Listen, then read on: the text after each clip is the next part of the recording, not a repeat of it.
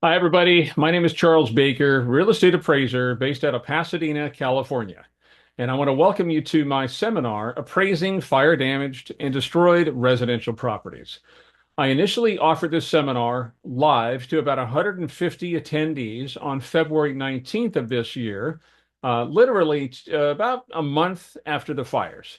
I want to thank a few people who gave kind of the impetus to putting this together. First of all, I want to thank Linda Whittlesey. She is the 2023 Appraisal Institute SoCal chapter president, the current president, Ernie Lopez, and the Eastern Branch chair, Bill Jones, who sponsored it and made it available to our members for free of charge, by the way. So let's get started. I'm going to share my screen. And this presentation, I'm dividing up into three parts. So we'll get started with the part one. You can come back at your convenience and watch part two as well as part three. Any questions that you have, I want you to feel free to reach out to me personally at my email, which is cbaker@appraisalpros.com. So this is content that I put together from various news and data sources, both pre and post fire, including my own files of past insurance appraisals that I've done. This presentation, like I said, is divided into three parts. Now, for some of you, this will be a review of what you already know. For others, I hope you will come away with some solid, actionable information. And going forward, I predict the demand for these services will be high. I'm actually doing some work right now in the Palisades area. The type of work that will likely ensue will be, of course, insurance valuations, both ACV or actual cash value, and RCN or replacement cost new valuations of improvements. Of course, these will depend upon the policy coverage, the limits, and so on and so forth. Casualty loss valuations for the IRS and the Franchise Tax Board, and these will involve both pre and post fire appraisals. Property tax reassessment, these are post fire valuations of damaged or destroyed properties. Loss of use or rental value loss, valuations of trees and ag land, land valuation of burnouts, damage from subsequent mud and debris flows, diminution of value from proximity to the fires, even though maybe the property had not been affected. We'll see trust and estate work, both pre and post fire, especially in the case of the death of a homeowner. Appraisals of vacant lots for marketing purposes. And of course, we're going to see some litigation work, and this will involve actual cash value and replacement cost new valuations. Like we're going to see a lot of litigation going forward, especially in the Eaton fire. We'll see non-realty valuations, businesses, ground leases, going concern, and personal property valuation. So let's get started. I divided the presentation into three parts, like I've already said. Part one covers maps and stats, history, specifically with respect to the Woolsey fire. What's the road to recovery? We've got some Woolsey fire case studies, and then I've got some other major fires. We'll talk about the historical context of those and how that has led us to where we are today. So I woke up to this on the morning of January 7th, and this is the day of the fires. We have a cabin up in Lake Arrowhead that's on Airbnb, and we had been set up for Christmas. And I drove up on the 6th of January to deal with Christmas and get the decorations all put into storage, do some cleaning up. It was a quick visit. And I woke up the next morning to this. It was beautiful, but the snow was really coming down. I had not expected it.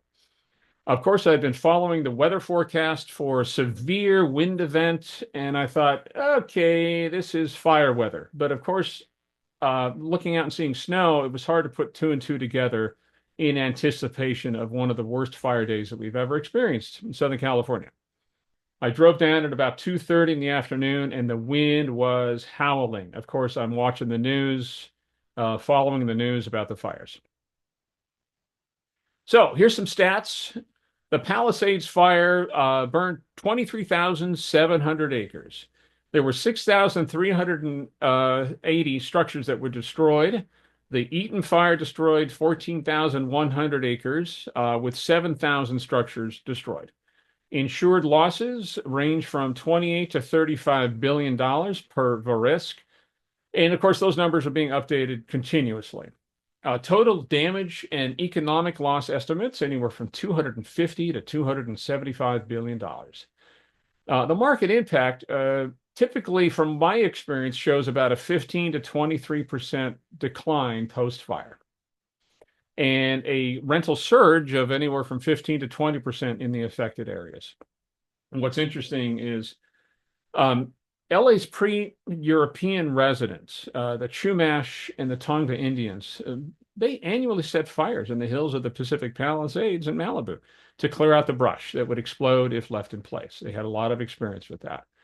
And of course, this was well before the importation of palm and eucalyptus trees. They cultivated oak trees, which are fire resistant.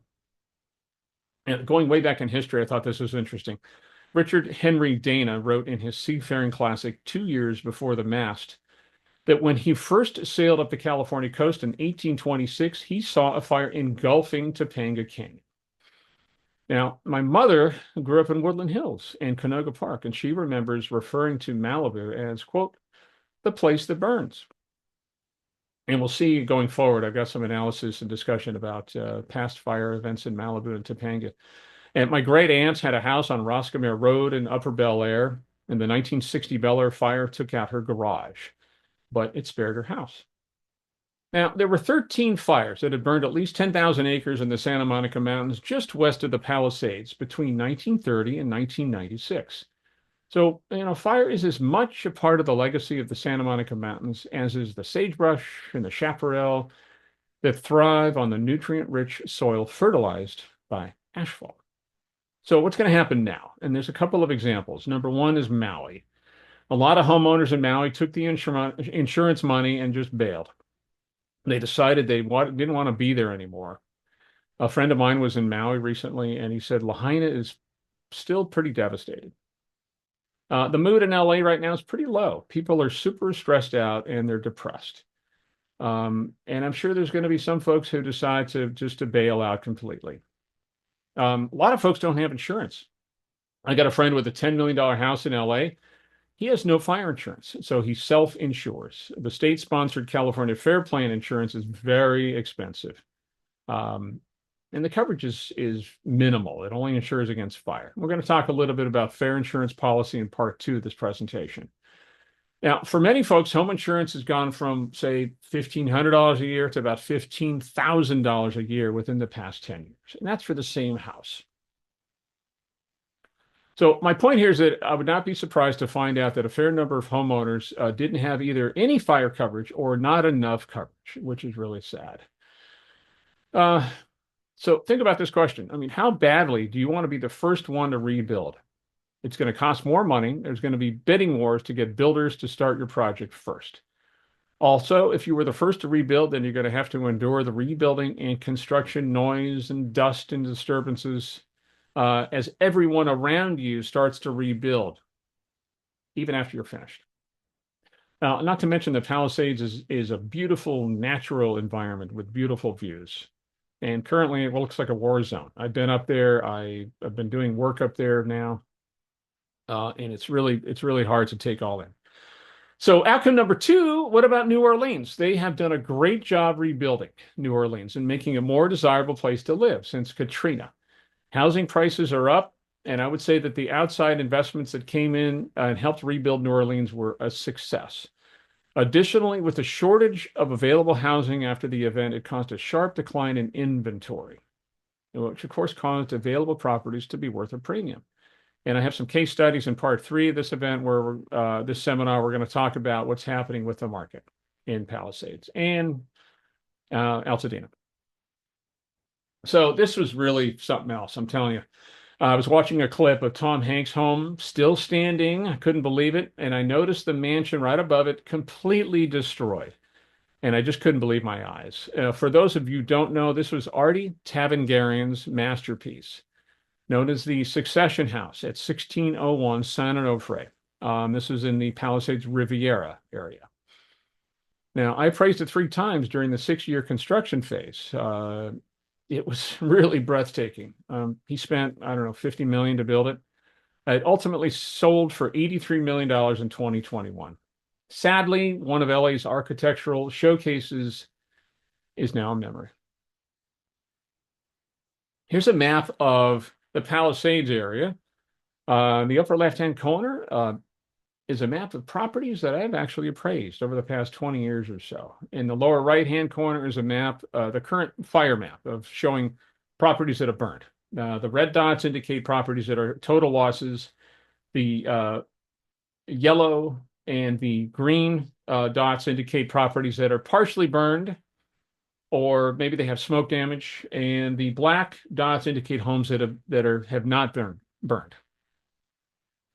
And I did about 217 properties in the Palisades. Neighborhoods that were affected include the Palisades Riviera, of course, the Huntington Palisades, the Will Rogers area, Sullivan Canyon, Swarthmore Bluffs, El Medio Bluffs, Marquez Terrace, Bienvenida, Lockman Estates, Shadow Mountain, Palisades Highlands, Castle Lamar, Surfview, and of course the two mobile home communities of Tahitian Terrace and Palisades Bowl.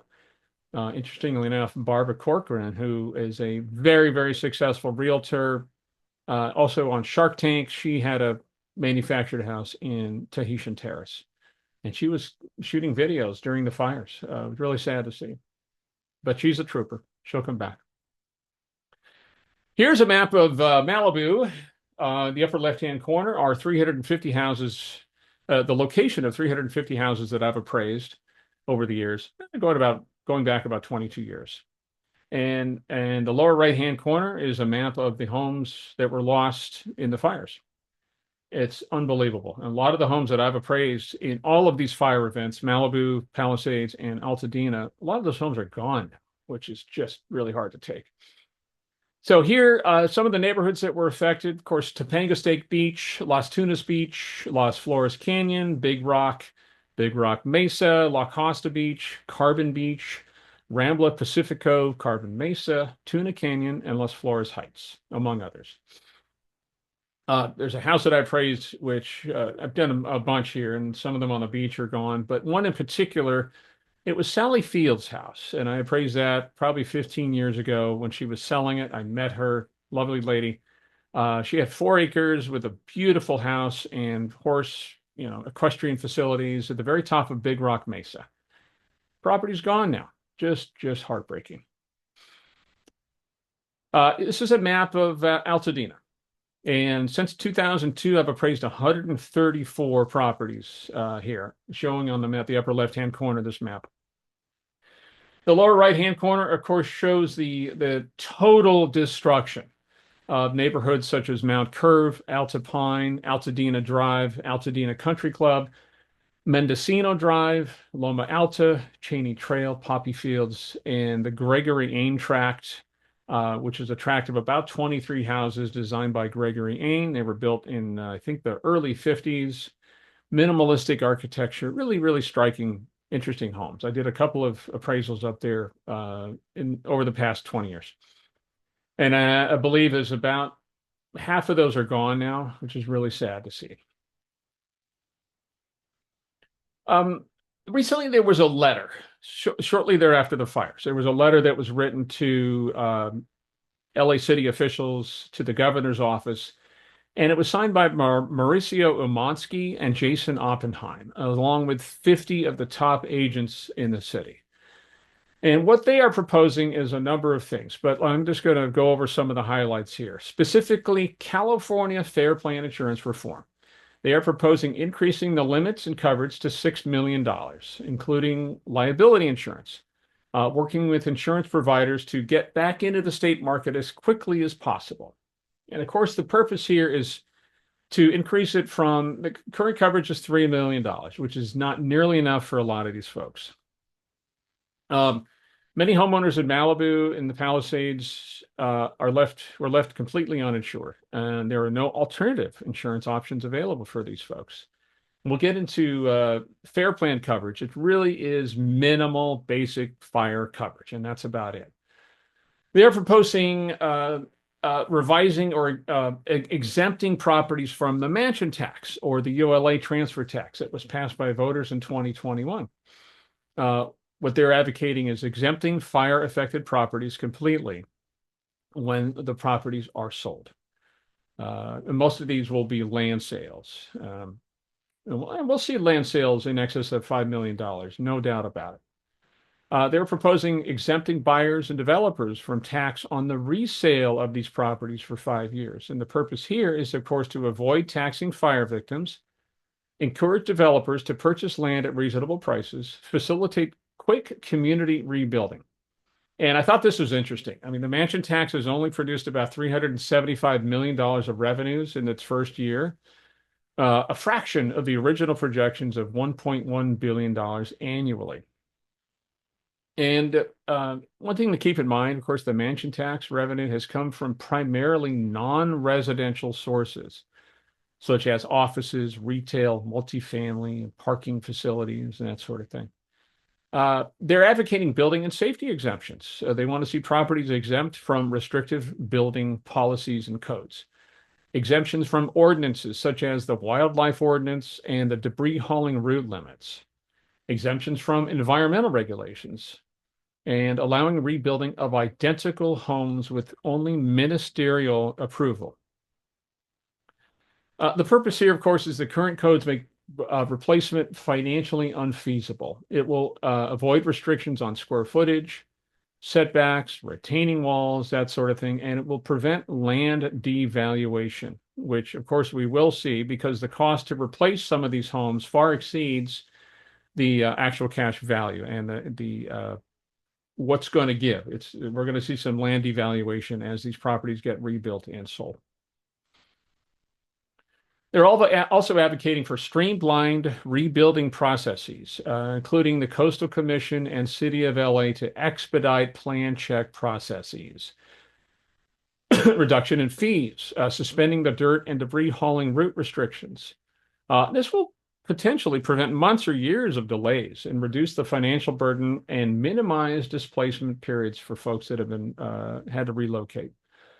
Property tax relief, they're advocating pausing property taxes for fire-affected areas. And in fact, the governor announced suspension of property tax payments until April 10th of 2026 for affected areas. And they want to continue the pause until properties are rebuilt, or in the alternative, an immediate reassessment at land value. The purpose here, of course, is to address the financial challenges and to prevent the state from profiting from homeowners' losses. Finally, income tax issues. Individuals can claim casualty losses as an above-the-line deduction. The loss is limited to the lesser of the resident's cost basis, including all improvements, or the resident's decline in fair market value due to the fire. In other words, fair market value before minus fair market value afterwards. And this is where our services there'll be a lot of demand for this type of service going forward. So as of 2022, 8 of the 10 largest wildfires in California's history have burned in the 6 years from 2016 to 2021, as reported by the California Department of Forestry and Fire Protection. Now, based on a study by Science Direct entitled Climate Change and Real Estate Markets, an empirical study of the impact of wildfires on home values in California, the key findings over a 12-year period are as follows. Direct impact findings. This study found no statistically significant overall impact on home values in fire-touched neighborhoods. Only a 0.014% decline in value for every 10% increase in burned land areas. Direct property damage had less market impact than expected. Indirect impact findings were such that neighborhoods within 5 miles of fires saw a 2.2% average price drop. Impact increased based upon 3 factors: the closer proximity to the fires, higher fire frequency, and larger fire scale. Surrounding areas showed stronger price effects than directly affected areas. And the key implications here is that market signals may be too weak to discourage development. Property values show resilience in fire-prone areas. Market-based approaches alone are unlikely to prevent development in fire-prone areas. And amenity-rich communities like the Palisades and Altadena and Malibu, they maintain their value despite the fire risk. So let's get into it. What follows is an exercise in measuring the market value from the Woolsey fire. So, to help us better understand how the market may react to the latest fires going forward, I thought it would be instructive to take a look back. And this exercise takes into account a number of things. First of all, I analyzed and plotted land sales, and then I analyzed and plotted improved property sales. I compared the behavior of the two market segments, and then I segmented the market by price tier. Here's a map of the Woolsey fire. I mean, it's really just unbelievable when you think about it. It burned 96,000 acres. In a little bit of history here, the fire swept through the Santa Monica Mountains in a northeasterly to southwesterly direction. It sucked fuel from the hill slopes and was propelled through the canyons. I mean, like a blowtorch, seriously. Consuming 40 football fields in a minute. I spoke with several homeowners and a fire captain. This was in Oak Forest. Temps exceeded 1,300 degrees. Of course, as evidenced by melted aluminum ladders and bent and twisted steel girders. The damage extended to Ventura County and remote areas like Deals Flats, Yerba Buena, Yellow Hill, and Boney Mountain. At the time, tariffs had raised the price of steel by about 50%. Lumber, cement, asphalt, etc., had all gone up as well. So when you think about it, a $400 per square foot new build in the city was going to cost 20 to 25% more in some of these remote locations. One of the problems, of course, is your contractors have to commute, 2 to 3 hours a day to get to your site. City of Malibu and LA County were given a green light to rebuild to the existing footprint without going through a lengthy permitting process, something we're likely to see in the aftermath of the latest fires. And of course, this is assuming the concrete slabs, were structurally sound. If not, they would have to be removed and replaced to current code. In the months after the fire, SoCal Edison replaced virtually every power pole and electrical, phone, and cable wiring in the burnt out areas. It was a monumental undertaking. The West End wrapped up first, and the crews moved eastward into Decker and Canaan-Doom and Malibu roads. And one thing that happened was the rains that followed really complicated the recovery due to rock slides and flooded access roads. Property records are spotty. Any of you that do appraisals, retrospective appraisals, you'll find that sometimes it's difficult to find records of what was lost. Now, some homeowners I found were in possession of plans, prior appraisals, photos, permits, etc., while others had nothing. I mean, they lost it all, including a backup hard drives in the fire. So offsite storage is a must. Talk a little bit about Malibu Lake. I spent a couple hours with the president of the HOA there. I worked on about 4 properties in the association proper, which is the leasehold section, and several others in the community at large, which were fee simple. Malibu Lake was created in 1922, and it's actually an illegal subdivision. Each owner pays a pro rata share of property taxes and receives a personal property tax bill for the improvements. I also worked in Oak Forest. This is a manufactured home community southeast of Westlake Village. Parcels are owned in fee. Dwellings are all mobile homes per the county, or they're manufactured double wides on permanent foundations. I spent some time in Point Doom as well, and I was really struck at the indiscriminate destruction on the peninsula. The fire actually raced across PCH at Zoomer's Drive and over to Westward Beach, taking out several mansions on Birdview, which is a bluff front street, as well as about 20 homes throughout the peninsula. Now, according to multiple sources, approximately 1,643 structures were lost in the Woolsey fire, and of those, around 600 were in Malibu. Now, what I've heard is that altogether about 17% of the housing inventory was lost. So, in the aftermath of the fires, there was a notable increase in the sale of burnt out lots, often with expedited permit rights. However, the pace of rebuilding and the overall market recovery has been slower than initial transaction activity suggested. As of September 2022, 140 of the impacted properties had sold. As of early 2023, less than a quarter of the homes lost in the fires have been rebuilt, and many affected homeowners continued to face challenges from insurance disputes to delays in obtaining permits. So let's talk about building permits for a second. As of December 2023, a total of 117 building permits have been issued for Woolsey Fire rebuild projects in Malibu, with an increase in the number of permits issued over time, averaging approximately 63 building permits per month. Additionally, 328 permits were approved by the planning department, with 63 of those fully rebuilt as of December of 2023. This map shows post-fire market behavior. These are locations of sales of new homes since January 2019. So in 2019, there was one new home sale during the entire year. In 2020, we saw 9 new homes sold. 2021, there were 11 new homes sold.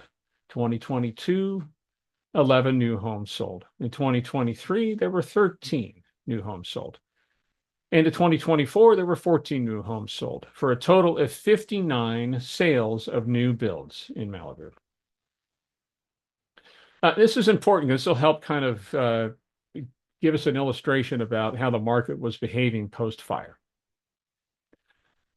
So to help us better understand how the Palisades area and the Altadena area might recover, I thought it would be interesting to take a look back at the market reaction to the Woolsey fire in 2018. I analyzed land and improved property sales both pre and post-fire. This chart illustrates land sales volume during the year preceding the fire to the end of 2023. Key observations from the data here. So the Woolsey fire occurred in November of 2018, marked by the red dashed line. There was a noticeable dip in sales immediately following the fire. From January 19, had only one sale. The market showed signs of recovery by mid-2019, and then we saw a significant surge in sales starting to occur in mid-2020, with July 2020 showing the highest number of sales at 12. The market has maintained relatively stable market activity levels from 2021 onwards, typically ranging between 3 to 8 sales per month. The most recent data shows some volatility in late 2023, and we'll get into that. So how is the market segmentation? How is that helping us understand this market? Well, the low and the mid-range markets were the most active. Luxury sales remained relatively stable throughout this entire period. The mid-range markets showed the most volatility post-fire. Now, the recovery pattern is such that the initial price recovery started to occur about 5 months after the fire. And we've seen multiple cycles of recovery and decline following.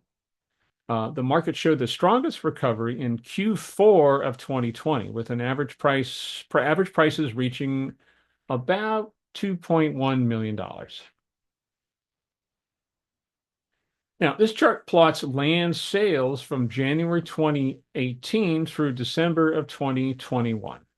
The blue bar represents land sale volume per month. The red dots represent mean price per square foot for each bar. The green horizontal line is drawn at the highest price per square foot immediately preceding the fire. And this illustrates the recovery in both sale volume and the mean price per square foot. So what are some key observations from this chart?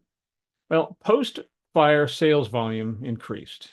The average sales volume rose from 3.7 per month pre-fire to 5.1 sales per month post-fire during this period. Peak sales volume post-fire. The highest post-fire volume of 11 sales was significantly higher than the pre-fire peak of 6 sales. And the recovery is relatively quick. It only took about 3 months post-fire for sales to return to pre-fire average levels. Now, this chart is land sale prices from 2018 to 2023. This analysis shows that the average price before the fire was $1.73 million. The average price after the fire was $1.283 million for a decline of 26%. So key observations here from this chart is there was a marked downward trend in both sales activity and prices following the Woolsey fire. The polynomial trend line shows initial stability in early 2018. That's pre-fire, of course, and then a significant drop after the fire, a gradual recovery starting in late 2019, and then a leveling off in recent years. The average price dropped by 26% immediately after the fire. And there appears to be some more volatility in the post-fire period, and this has of course to do with COVID and then the spike in interest rates.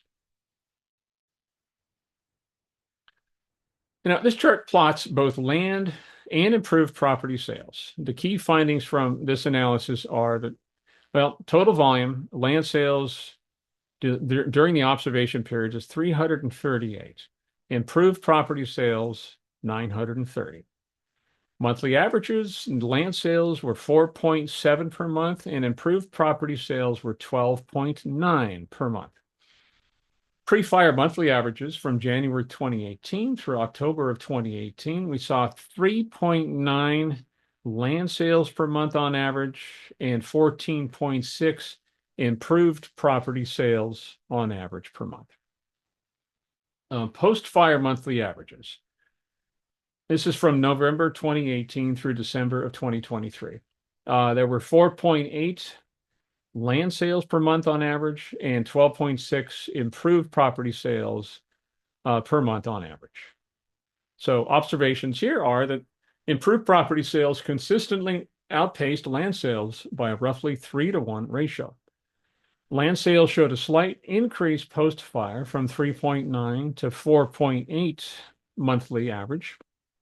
Improved property sales showed a slight decrease post-fire, 14.6 to 12.6 monthly.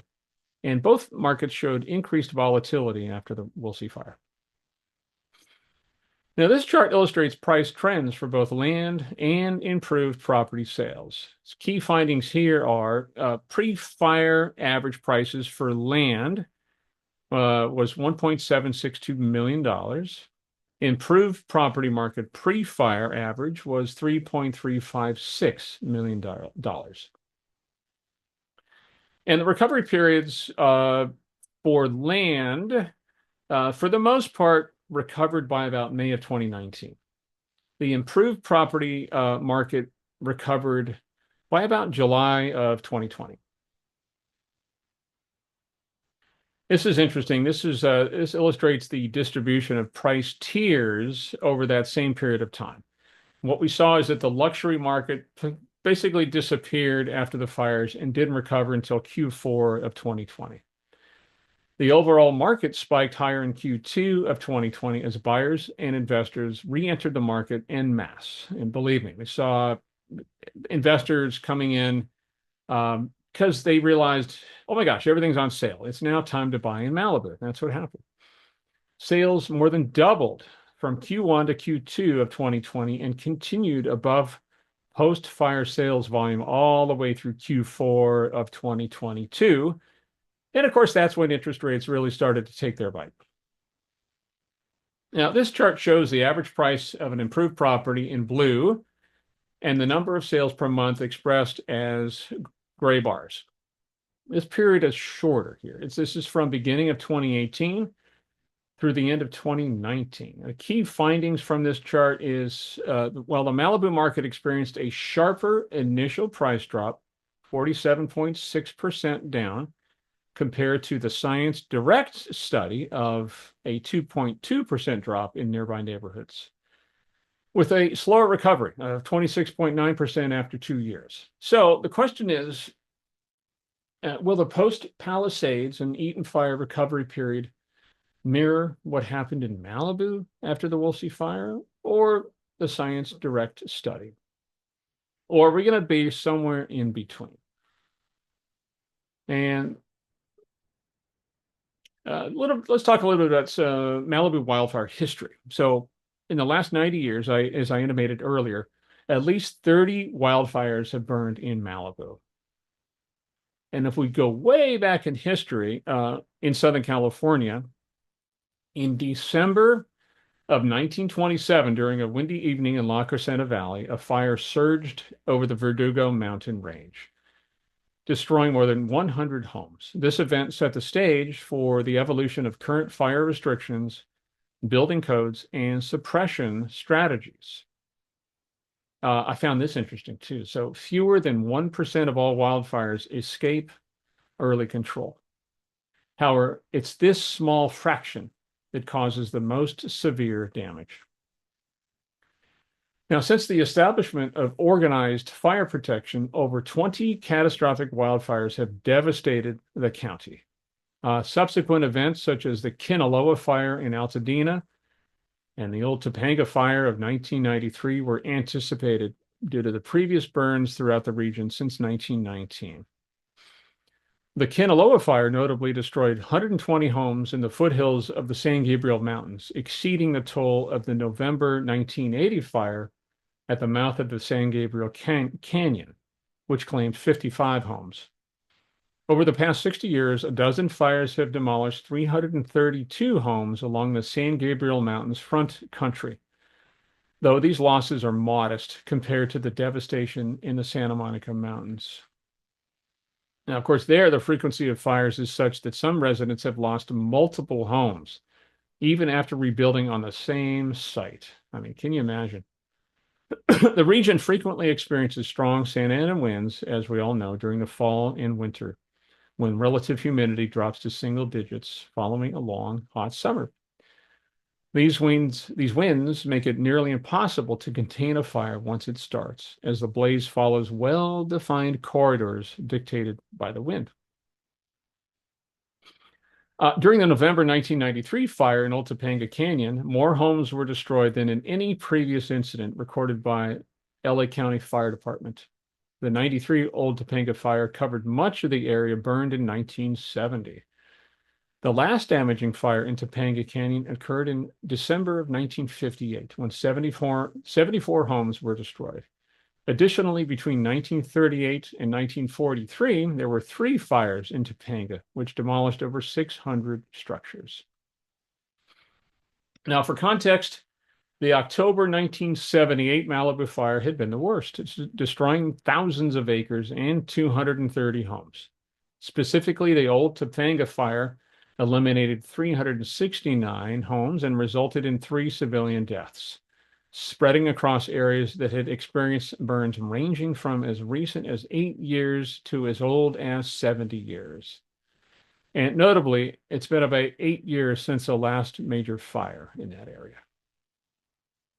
So, I'm going to talk about some other fires in California in recent history.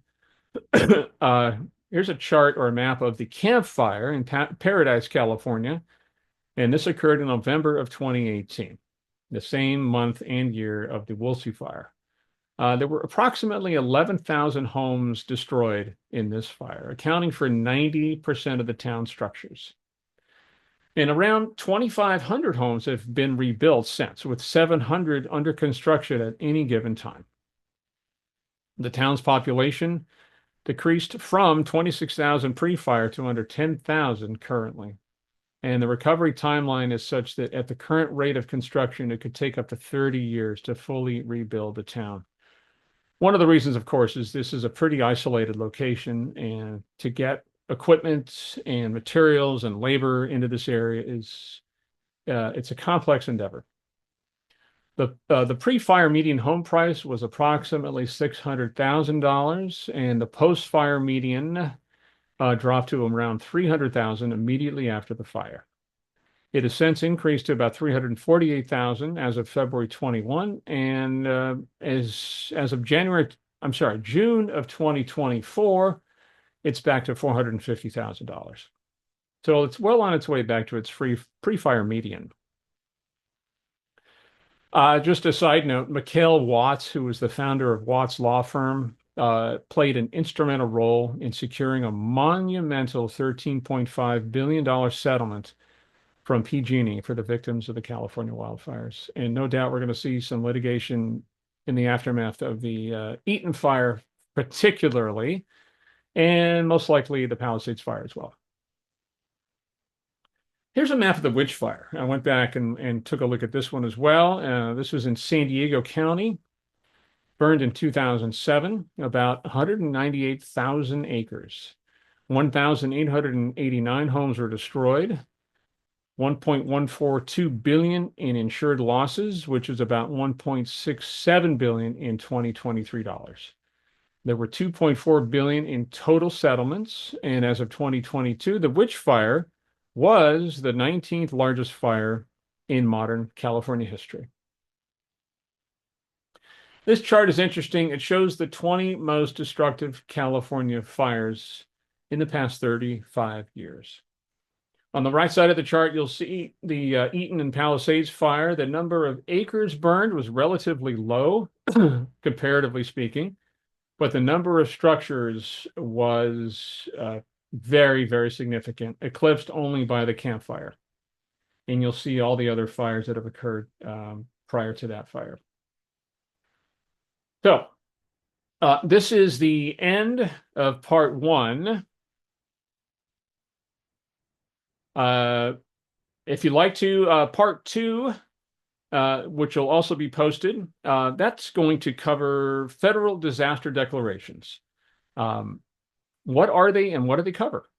We'll talk about types of insurance coverage. We'll talk about the California FAIR Plan and RAP policies such as DIC coverage, pre-fire insurance appraisals, what's involved, and we'll talk about a scope of work. Before you start embarking on doing appraisals, you really need to be clear about what it is that you need to do. So stay tuned, and we will see you in part two. Thanks for watching.